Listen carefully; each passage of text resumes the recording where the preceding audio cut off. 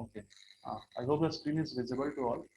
सो आज हम लोग पढ़ते हैं लिवर कैंसर, दैट इज उसको हम लोग हेपेटोसेलुलर कार्सिनोमा भी बोलते हैं, ठीक है, हेपेटोसेलुलर कार्सिनोमा। तो इसमें क्या होता है, liver cancer is the condition when the cells of liver grows out of control. तो जितने सारे हेपेटोसाइट्स लिवर के जो सेल्स होते हैं वो जब ग्रो करते हैं इन अनकंट्रोल्ड मैनर, ठीक है, when the cells are dividing and in an uncontrolled manner, then we will say it as like liver cancer का वो डेफिनेशन होता है, when the liver cancer is a condition when the cells of the liver goes out of control. तो वैसे हम लोग देखते हैं कोई भी कार्सिनोमा कंडीशन में जब जो सेल्स है वो लाइक डिवाइड करते हैं बहुत फास्ट में, ठीक है, रैपिड डिवाइडिंग सेल्स जो होते हैं, it is a condition of C A. तो in case of liver cancer the classifications are hepatocellular carcinoma, ठीक, क्लासिफिकेशन के अंदर लिवर कैंसर के अंदर मेनली ये बेनाइन भी हो सकता है, मेलिग्नेंट भी हो सकता है। बेनाइन कंडीशन में हम लोग कार्सिनोमा नहीं बोलेंगे, ठीक है, बट मेलिग्नेंट में इट इज कार्सिनोमा, ठीक है। तो in case of liver cancer जो बेनाइन न्यूप्लाज्म होते हैं, one of the most common, that is one of the most common जो बेनाइन न्यूप्लाज्म होता है वो होता है हेमेंजियोमा, ठीक है। Haemangioma, haemangioma is the most common cause or the sorry most common like benign neoplasm of the liver, ठीक है। Number second is the cholangioadenoma. Cholangioadenoma जो तुम्हारे बाइल डक्ट में होता है उसको हम लोग बोलते हैं, जो बाइल डक्ट में जो नियोप्लाज्म होता है, बेनाइन नियोप्लाज्म, उसको हम लोग कोलेंजियोएडिनोमा बोलते हैं। And hepatoadenoma, hepatoadenoma is also a condition of benign condition, benign neoplasm, ठीक है। तो हेमेंजियोमा मेनली क्या होता है, हेमेंजियोमा जो होता है it is a like benign condition and and haemangioma क्या होता है, वहाँ पे एक ट्यूमर ग्रोथ होता है beside the blood vessels which passes to the liver. मतलब जो लिवर में क्या होता है कि जो सारे ब्लड वेसल्स है उसके आसपास के सेल में क्या होता है, ट्यूमर ग्रोथ होता है which is benign in nature, ठीक है, वो होता है हेमेंजियोमा। उसी की तरह हेमेंजियो कार्सिनोमा एक कंडीशन है that is which occurring to the blood vessels which passes to the liver. It is a condition that is it is neoplastic. It is cancerous. Hemangiocarcinoma is a cancerous condition. और haemangiocarcinoma, हाँ, haemangiocarcinoma is the cancerous condition. Classification हम लोग आते हैं, that is first हम लोग ने देखा कि हेपेटोसेलुलर कार्सिनोमा होता है, that is carcinoma of the hepatic cells. Second is the intrahepatic cholangiocarcinoma. हम लोग ने देखा था cholangioadenoma which is a benign condition but when it becomes malignant it is intrahepatic cholangiocarcinoma. It is a carcinomatous condition. Number third is the angiocarcinoma and hemangiocarcinoma. That is जो carcinoma blood vessels के पास में होता है which is supplying to the liver, that is called as hemangiocarcinoma and angiocarcinoma. Number four is the hepatoblastoma. Hepatoblastoma is a very rare condition of the liver and it occurring mainly in case of children, ठीक है, children में होता है below around 4 years of as.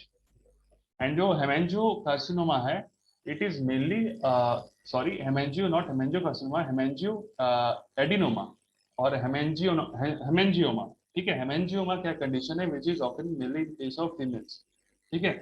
Females में haemangioma बहुत common है और most common अगर हम लोग लिवर बेनाइन न्यूप्लाज्म अगर बेनाइन कंडीशन बोले like which is not cancerous, वो हेमेंजियोमा होता है मोस्ट कॉमन हमारा बेनाइन कंडीशन, ठीक है। Haemangioma is the most common benign condition in case of liver carcinoma.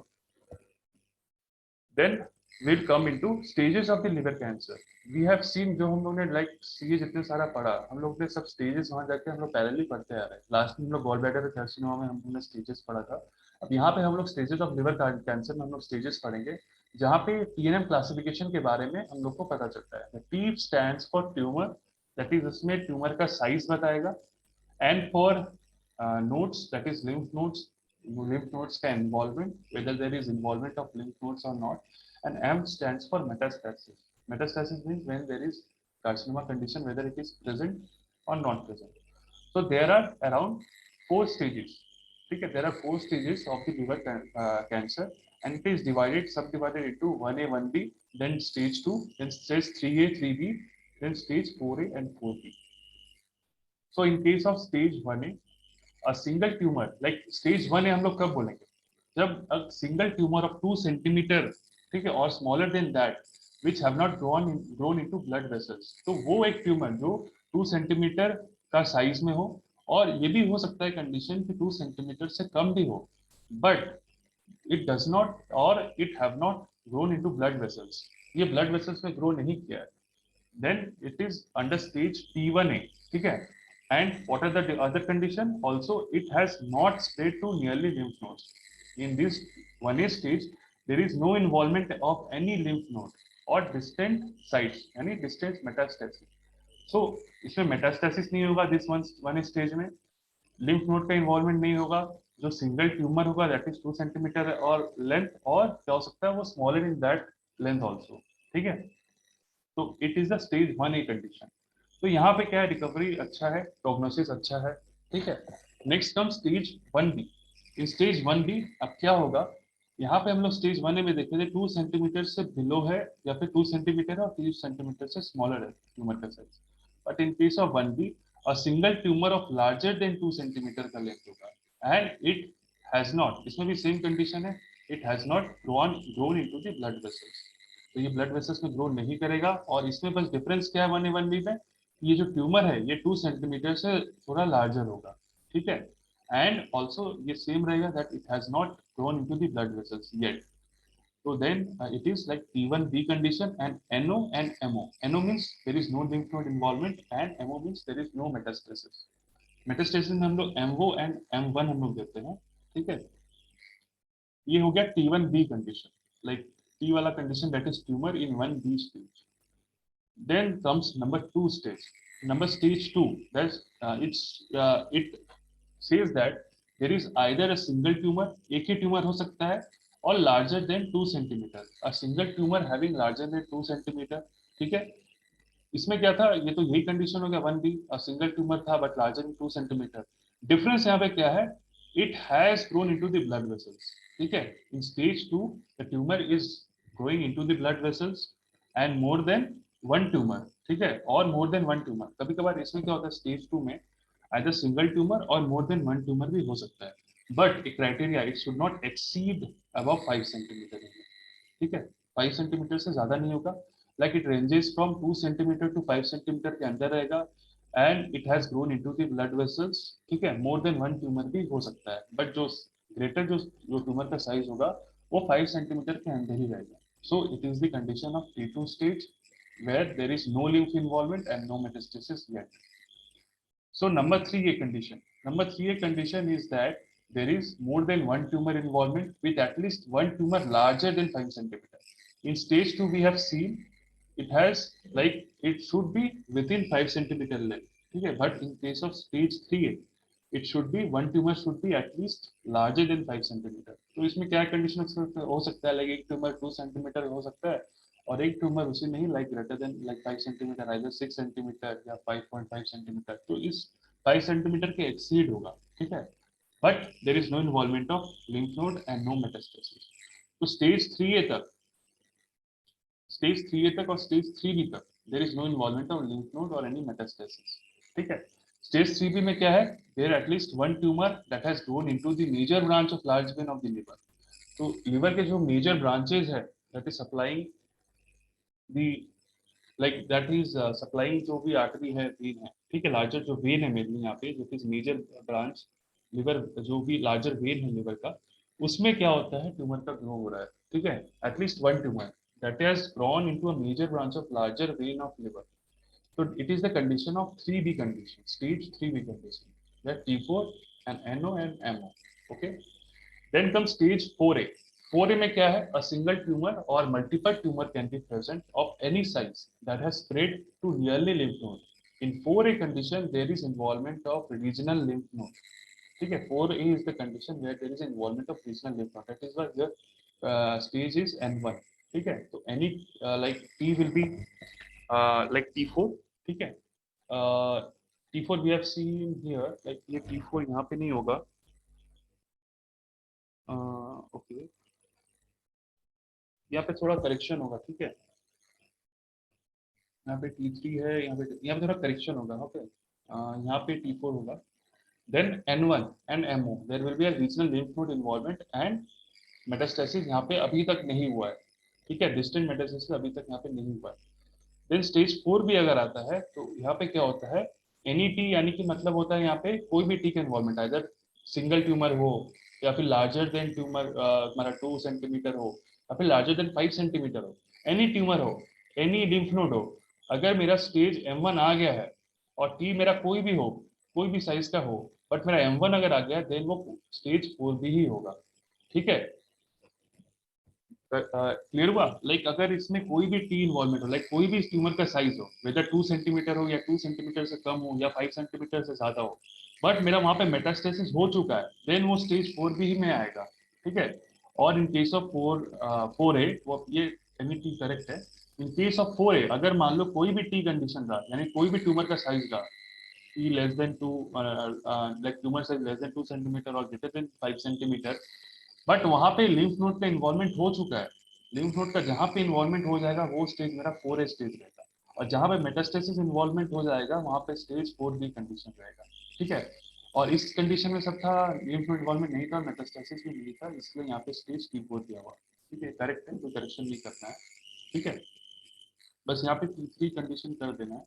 ठीक है, बहुत बाकी सब स्टेजेस वही रहेगा, NET और NET।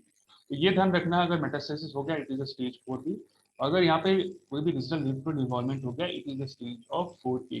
ठीक है, then comes etiological factors. What are the etiological factors that precipitate the formation of hepatocellular carcinoma?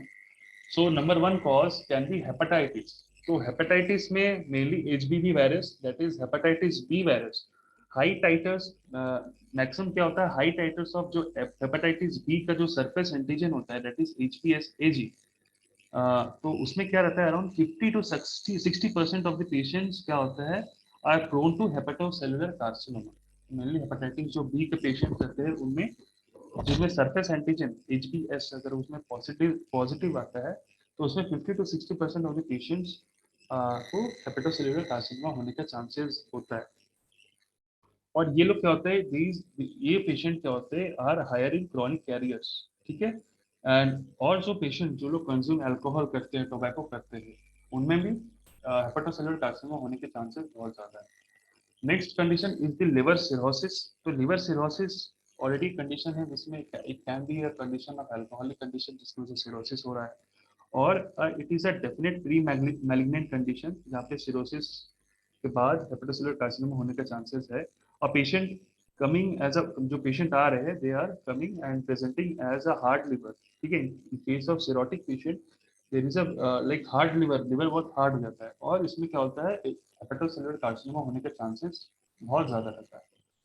Some genetical factors और आल्सो देयर। ठीक है, डायबिटीज में क्या होता है, they are more immunocompromised patients.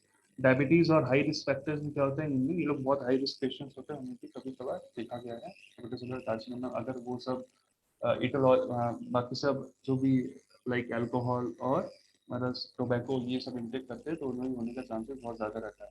Nash, NASH means non alcoholic steatohepatitis, तो इस condition में भी हेपेटोसेलुलर कार्सिनोमा ऐसा देखा गया चांसेस है।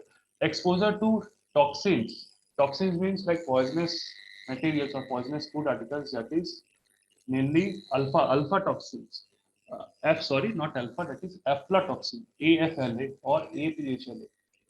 एफ्लाटॉक्सिन्स क्या होते हैं ना, मेनली एफ्लाटॉक्सिन जो लोग कंज्यूम करते हैं जो सब पेशेंट, तो उनमें क्या होता है, they are the high risk of hepatocellular carcinoma. तो एफ्लाटॉक्सिन मेनली किसमें पाए जाते हैं, जो एक फंगस फाउंड होता है, that is that fungus, it is a kind of fungus which is found in an infected butter. ठीक है, और ब्रेड, येलो ब्रेड या फिर फंगस या फिर कोई बटर हो जो इन्फेक्टेड कंडीशन में हो, उसमें क्या होता है, ये एफ्लाटॉक्सिन्स ग्रो करते हैं। यदि ये फंगस होता है जो कि एफ्लाटॉक्सिन बनाता है, जिसकी वजह से अगर ये कंज्यूम कर लिया कोई पेशेंट तो उसमें क्या होता है, they are high incidence of hepatocellular carcinoma. ठीक है, कभी कभार ऐसा देखा गया है, अल्कोहलिक स्मोकिंग में भी देखा गया है, certain medications like OCPs, like oral contraceptive pills, तो उसे में देखा गया है can it is known to cause adenoma. Certain medication like oral contraceptive pills में ऐसा कभी कभार मैलिग्नेंट कंडीशन बहुत कम है, बट उसमें क्या है, बेनाइन कंडीशन बहुत चांसेस बहुत ज्यादा होते हैं, मेनली एडिनोमास, एडिनोमास बहुत ज्यादा होते हैं। ठीक है, and there is a rare chance of adenoma which is turning into hepatocellular carcinoma. तो इनमें प्री मैलिग्नेंट कंडीशन या फिर हमारा बेनाइन कंडीशन ज्यादा मिलते हैं case of certain medications like OCPs, ठीक है। अदर रिस्क फैक्टर्स में तुम्हारा like some of the autoimmune conditions like Wilson disease और हिमोक्रोमेटोसिस। हिमोक्रोमेटोसिस मतलब जिसमें तुम्हारा आयरन का लाइक मेटाबॉलिज्म नहीं हो रहा है, लिवर में आयरन बहुत ज्यादा स्टोरेज हो रहा है, ठीक है। और विल्सन डिजीज लाइक कॉपर का जो मेटाबॉलिज्म ठीक से नहीं हो रहा है, लिवर में कॉपर बहुत ज्यादा लाइक डेपोजिशन हो रहा है due to low level of ceruloplasmin levels in blood serum. इसकी वजह से विल्सन डिजीज में कभी कभार they are also increased risk of hepatocellular carcinoma in Wilson disease patients, ठीक है। तो उन कंडीशन में भी हेपेटोसेलुलर कार्सिनोमा होने के चांसेस हो सकते हैं। अदर कॉजेज में जैसे कि अल्फा 1 एंटीट्रिप्सिन डेफिशिएंसी में होने का चांसेस हो सकता है, ठीक है। और कुछ कुछ सिंड्रोम है जैसे बट चियरी सिंड्रोम, ठीक है, वो सब कंडीशन में भी देखने को मिल सकता है। तो क्लिनिकल एज ग्रुप्स में भी ऑल्सो क्या होता है, मेनली 50 ईयर्स के अबव देखने को मिलता है, it is rare in children, ठीक है। Some of the clinical manifestations are there. तो और 80 पर, और मैं एक पॉइंट बोलना भूल गया, like 80% almost 80% of the cases में क्या आता है ना, जो लोग पेशेंट्स हेपेटाइटिस बी और सी वायरस से इन्फेक्टेड होते हैं उनमें 80% ऑफ द केसेस में ऐसा देखा गया है हेपेटोसेलुलर कार्सिनोमा होने का चांसेस बहुत ज्यादा रिस्क हो गया है। तो ये सब कंडीशंस है। और पेशेंट का प्रेजेंटेशन लाइक क्लिनिकल फीचर्स क्या होगा, there will be pain, swelling और टेंडरनेस, ठीक है। राइट अपर हमारा अपर क्वाड्रेंट में पेन हाइपरपेंडियम एरिया में मिली, there will be pain, swelling. Also there will be a weight loss. Weight loss का हिस्ट्री हर एक कैंसर में रहेगा। एनोरेक्सिया होगा, फूड खाने में इच्छा नहीं होगा, लॉस ऑफ एपेटाइट होगा, there will be a jaundice features. और यहाँ पे क्या होता है, patient is passing a white chalky stool. Stool pass करेगा patient, it will be a white chalky stool. क्योंकि यहाँ पे किस लिए होता है, क्योंकि यहाँ पे जो कार्सिनोमा जो ग्रोथ होता है, ट्यूमर ग्रोथ होता है, उसमें क्या होता है, it is occurring in the liver, and liver में क्या होता है, बिलियरी ट्रैक्ट में अगर उसके आसपास कहीं ग्रो करता है, it is obstructing the formation, obstructing the like circulation of the bile, जिसकी वजह से बाइल ठीक ठाक से सर्कुलेट नहीं होता है बॉडी में, मतलब ठीक ठाक से ब्लड सीरम में सर्कुलेट नहीं होता है, जिसकी वजह से क्या होता है, व्हाइट चॉकी स्टूल देखने को मिलता है। क्योंकि जो स्टूल का कलर है वो मेनली स्टार्कोबिलोनेजेन से मिलता है, ठीक है। और बाइल का स्टैसिस की वजह से इसमें व्हाइट चॉकी स्टूल देखने को मिला है, ठीक है। जॉन्डिस हो गया, इचिंग कंडीशन भी होता है मेनली, क्योंकि बाइल ठीक से ब्लड सीरम में, लाइक ब्लड सीरम में तो वो इंक्रीज करेगा, बट लाइक एक्सक्रीट नहीं होता है बाइल, टॉक्सिक की वजह से इचिंग का एक सिम्टम देखने को मिलता है। वीकनेस मिलता है, नॉसिया एंड वॉमिटिंग देखने को मिलता है इन सब पेशेंट्स में, ठीक है। और लो ग्रेड पायरेक्सिया भी देखने को मिल सकता है। और कुछ कंडीशन लाइक पोर्टल हाइपरटेंशन भी देखने को मिल सकता है ये सब पेशेंट में आगे चलते, ठीक है। क्योंकि इसमें कभी कभार पेशेंट का जो पोर्टल जो वेनस सर्कुलेशन है उसका प्रेशर कभी कभार बढ़ जाता है, ठीक है। और there will be a slow growing mass in the right hypochondrium हो सकता है। फिर वो जो मास रहेगा, it is basically irregular surface अगर हो, हार्ड इन कंसिस्टेंसी हो, और एविडेंस ऑफ कभी कभार सिरोसिस भी मिल सकता है वो सब पेशेंट में। और जो न्यूप्लाज्म कंडीशन रहेगा वो सब लाइक रैपिडली ग्रोइंग न्यूप्लाज्म रहेगा, ठीक है। और पेशेंट को वही rapid, there will be rapid development of anaemia, anaemia, loss of appetite, ये सब रैपिड डेवलपमेंट होगा, स्लो स्लो डेवलपमेंट नहीं होता है इसमें। जॉन्डिस उतना कॉमन नहीं है, is not common unless the tumour arises in a cirrhotic liver. मान लो कोई अगर सिरोटिक लिवर पेशेंट कंडीशन आया है, वहाँ पे जैसे मैंने बोला कि ट्यूमर कोई अराइज कर गया, जिस तब जाकर के जॉन्डिस का प्रेजेंटेशन देखने को मिल सकता है, ठीक है। और क्या होता है एक कंडीशन कि लिवर का अगर कोई मान लो सीए कंडीशन रहा, तो उस पेशेंट में हाइपोग्लाइसीमिया कंडीशन भी मिल सकता है अराउंड 10% ऑफ द पेशेंट में, ठीक है। एसाइटिस मिलेगा ही मिलेगा, ठीक है, एसाइटिस कंडीशन। फिर सम ट्रायड ऑफ एब्डोमिनल पेन मिल सकता है, वेट लॉस और एब्डोमिनल मास, ये मोस्ट कॉमन क्लिनिकल प्रेजेंटेशन होता है लिवर हेपेटोसेलुलर कार्सिनोमा। तो डायग्नोसिस के लिए हम लोग क्या करा सकते हैं, ब्लड टेस्ट हम लोग करा सकते हैं, उसमें क्या होता है एलएफटी डी-रेंज रहते हैं, ठीक है। एक्सरेज में हम लोग करा सकते हैं, सीटी स्कैन में भी, पेट स्कैन हम लोग कराते हैं, पॉजिट्रॉन एमिशन टोमोग्राफी टेस्ट, ठीक है। उसमें क्या होता है, जहाँ जहाँ कैंसर डिस्टेंट मेटास्टेसिस में स्प्रेड हुआ है वो रिपोर्ट में आ जाता है कि कहाँ का लाइक मेटास्टेसिस हुआ है, ठीक है, वेदर लोकल है या डिस्टेंट मेटास्टेसिस है, पेट स्कैन में आ जाता है रिपोर्ट। एमआरआई करा सकते हैं, यूएसजी करा सकते हैं, बायोप्सी करा सकते हैं, डिपेंडिंग अपॉन दी कंडीशन, ठीक है। ये सारे इन्वेस्टिगेशंस है। और इन सब कंडीशन में जब अगर सीबीसी भी करा है तो उसमें हेमोग्लोबिन लेवल्स बहुत कम होंगे, ठीक है। और लिवर फंक्शन टेस्ट में अगर कराते तो there will be hepatocellular failure in the form of high bilirubin level मिल सकता है। और लो एल्ब्यूमिन मिल सकता है, ठीक है, और हाई ग्लोबुलिन लेवल्स देखने को मिल सकता है, और सब कभी कभार उसमें लाइक पीटी और बीटीसीटी जो भी है वो वाला टेस्ट कभी कभार डीएनएस मिल सकता है, ब्लीडिंग डिसऑर्डर्स भी देखने को कभी कभार मिल सकता है, patient can present with melaena also, ठीक है। और कभी कभार चेस्ट एक्सरे में पल्मोनरी मेटास्टेसिस भी देखने को मिल सकता है, अगर डिस्टेंट मेटास्टेसिस हो चुका है। और ये मैं बताना भूल गया कि कार्सिनोमा कैन बी प्राइमरी और सेकेंडरी। कि प्राइमरी में क्या होता है कि वो अगर मान लो प्राइमरी लिवर का कैंसर है तो वो जो कैंसर है वो लिवर की वजह से ही हुआ है, due to cancer of the liver. और अगर सेकेंडरी कार्सिनोमा होता है, secondary carcinoma which is a type of carcinoma, तो वो कब होता है, मान लो किसी और कोई ऑर्गन में कैंसर की वजह से अगर वो लिवर में स्प्रेड कर गया है, then we call it as secondary spread, ठीक है। अगर प्राइमरी स्प्रेड कब बोलेंगे, जब लिवर की वजह से, लाइक लिवर की कॉज से ही जब अगर कार्सिनोमा डेवलप हुआ तो हम लोग प्राइमरी बोलेंगे। सेकेंडरी कब बोलेंगे, when same any other condition, जिसके कोई अदर कार्सिनोमा की कंडीशन है, अगर वहाँ पे कोई उसकी वजह से अगर लिवर का कार्सिनोमा डेवलप हो जाता है तो उसको हम लोग बोलेंगे सेकेंडरी कॉज, ठीक है, और सेकेंडरी टाइप। तो ब्लड टेस्ट हम लोग ने देख लिया है। मैनेजमेंट के अंदर आते हैं। मैनेजमेंट के अंदर हम लोग केमोथेरेपी देते हैं, रेडिएशन थेरेपी दे सकते हैं, सर्जरी करा सकते हैं लिवर का, वो जहाँ पे ट्यूमर है उसका रिसेक्शन कर सकते हैं, ठीक है, क्रायोब्लेशन और लिक्विड नाइट्रोजन यूज कर सकते हैं। Liquid nitrogen which is acting under the, like we are using liquid nitrogen. एक हम लोग प्रोब लेते हैं, अंडर यूएसजी गाइडेड प्रोब लेते हैं, प्रोब में लिक्विड नाइट्रोजन क्या करते हैं, एक फ्रीजिंग फ्रीजिंग पॉइंट होता है, लाइक फ्रीजिंग पॉइंट में, लाइक ये क्या करता है, उस जगह को लाइक सेल को डिस्ट्रॉय कर देता है। कि ये कंडीशन लाइक माइनस, लाइक बहुत फ्रीजिंग पॉइंट में हम लोग करते हैं while using liquid nitrogen. Then we called it as cryoablations. हम लोग प्रोब यूज करते हैं, प्रोब में ये लिक्विड नाइट्रोजन वो ट्यूमर पे देते हैं। देने के बाद वो क्या होता है, वो टिश्यू लाइक सेल को डिस्ट्रॉय करते हैं, ठीक है। Injections of alcohol into tumour, ये एक ऑल्सो ट्रीटमेंट है, that is we are injecting alcohol into tumour. ऐसा देखा गया है alcohol also is one of the most common cause for liver cancer, और यहाँ पे हम लोग अल्कोहल इंजेक्ट कर रहे हैं ट्यूमर में, ठीक है।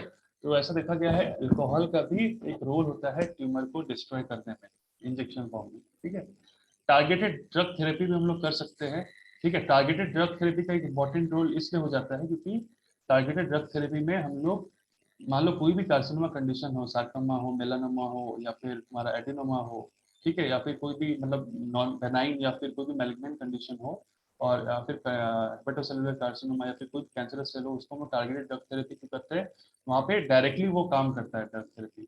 और केमोथेरेपी क्या होता है, जो नॉर्मल सेल्स है उसको भी डिस्ट्रॉय करते हैं, बट टारगेटेड ड्रग थेरेपी सिर्फ कैंसरस सेल्स को डिस्ट्रॉय करते हैं। इम्यूनोथेरेपी हम लोग क्यों करते हैं, इम्यूनोथेरेपी हम लोग पेशेंट का जो इम्यूनिटी है उसको स्ट्रॉन्ग करते हैं, ताकि पेशेंट का खुद का इम्यूनिटी से वो कैंसर सेल्स डिस्ट्रॉय हो जाए, तो वो होता है इम्यूनोथेरेपी। तो this ends the hepatocellular carcinoma, यहाँ पे कॉजेज दिया हुआ है, and these are the some mechanism, ये तुम लोग देख लेना, ठीक है, सम पॉजिटिव फैक्टर्स आल्सो। तो ये खत्म होता है हेपेटोसेलुलर कार्सिनोमा, ठीक है। तो आई होप ये क्लियर है। If any doubt you can ask me next class, ठीक है। और आई थिंक ये मीटिंग एंड हो जाएगी।